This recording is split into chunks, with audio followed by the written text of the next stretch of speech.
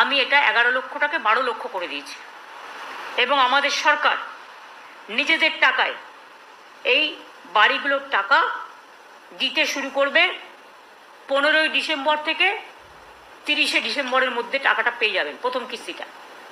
কারণ যেহেতু ইলেকশন ছিল, যেখানে ইলেকশন সেখানে সার্ভেই করতে দেয়নি, 6টা জেলায় ইলেকশন ছিল, 5টা জেলায়।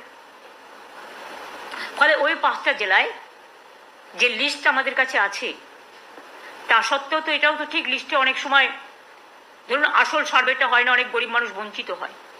যাতে বঞ্চিত না হয় তাই পশ্চিমবঙ্গ পঞ্চায়েত এবং গ্রামীণ ডিপার্টমেন্ট একটা সার্ভে করছে এলাকায়। সেই সার্ভেটা মানে কাউকে বাদ দেওয়া নয়, যারা গরিব তারা পাবেনি।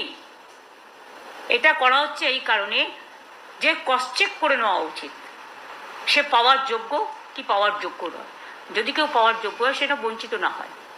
কিন্তু এই 12 লক্ষ দেওয়ার পরেও আমাদের কিন্তু আরও বাকি থাকবে 24 লক্ষ। আগে আমরা 50 লক্ষ বাড়ি করে দিয়েছি এই 12 বছরে,